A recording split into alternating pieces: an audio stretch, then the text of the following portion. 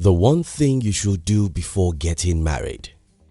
Marriage is a wonderful thing, but just like every wonderful and powerful thing in the world, marriage can make you live in heaven or hell, depending on whether you get it right or wrong. There are so many books out there about marriage, but that doesn't reduce our divorce rate, unfortunately. Hopefully this video will help a few people to get their union right, as I'll be sharing with you what I believe is the first thing you should do before you get married. If you're new here, consider subscribing so you won't miss other interesting videos like this. Now, take a moment to think about it. Why do we have so much trouble in our relationships with others, especially in marriage? In my opinion, I think it's primarily because we don't love ourselves enough before we demand that other people should love us. In my opinion, the very first thing you should do before getting married is to love yourself. As little as this sounds, it can be the beginning and the end of troubles in a marital union. You think about it. Why do we demand so much attention from our partners? Why do we complain that they don't appreciate our looks or efforts? Why do we want them to worship us? Why do we cheat? Why do we fight? At the root of all these is an important problem we hardly confront, which is the lack of self-love. First, when people don't love themselves, they demand too much to love from others, as they want other people to fill up the big hole in their hearts. And because we are humans, we are not capable of giving much of anything, including love. Nobody can give you all of the love you need to be happy. And the only way to deal with this is to have a good self-image that makes you happy with yourself. If two partners are happy with themselves, the little love they give each other will be enough to make them happy. Now, don't get me wrong, we all need some external validation and love, but the more of it we need, the less happiness we'll have, because nobody is capable of giving us all the love and validation we need. You must give yourself a good dose of it, so that the little others give you will make you happy. 2. You can't give love if you don't love yourself. I have two parents. Of course, that's not news, as everyone has two parents. Now, what's newsworthy is that my mother loves herself so much, while my father, unknowingly to him, really don't like himself that much. Guess who is happier? You know it. It's my mom. But not just that. Guess who loves most? You also got that right. My mom. Now, my mom is the definition of love. She loves her husband, children, and even strangers. There's this Latin statement that goes like, nemo dat quod non habet, which simply means you can't give what you don't have. Stop trying to get love if you don't love yourself, because if you're trying to find love when you don't really love yourself, you may get a temporary love, but you won't be able to keep it. The reason why you won't be able to keep love is because love is reciprocal. Except you're planning to marry an angel, whoever you want to marry will want you to love him or her in return. If you're not capable of doing this, you can't keep anyone. To get love, you must know how to give love. To be able to give love, you must love yourself first.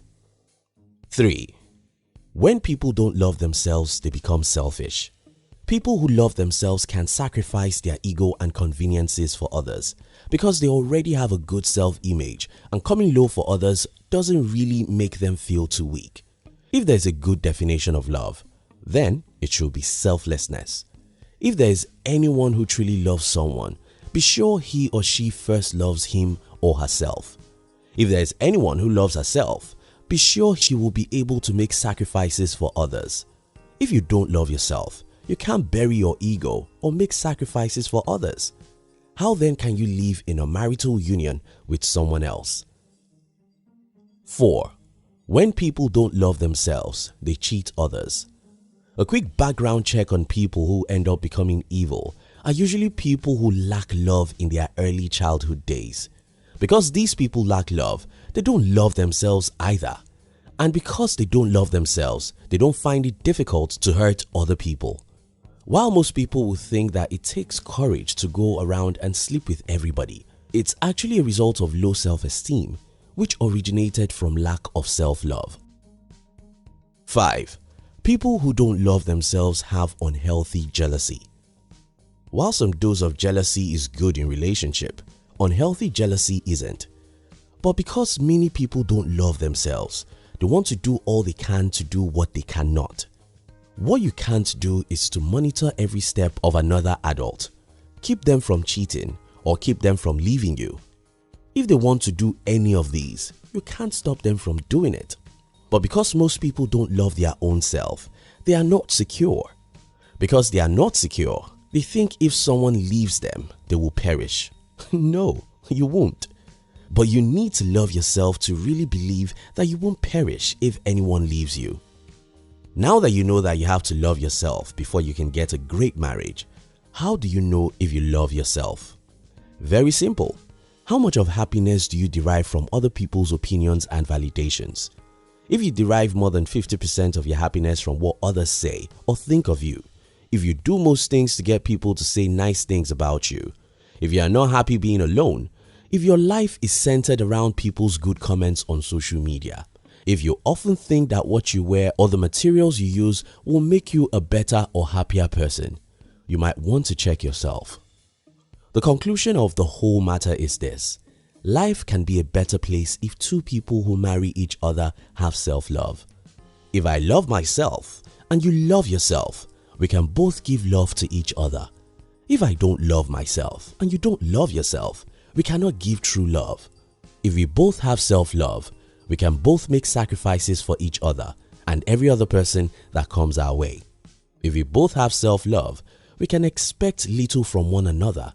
And since no human being is capable of giving much of anything, the little you give me will make me happy, while the little I give you will make you happy. Now, if you love to have a great marriage, love yourself and marry someone who loves him or herself. Thank you for watching our videos.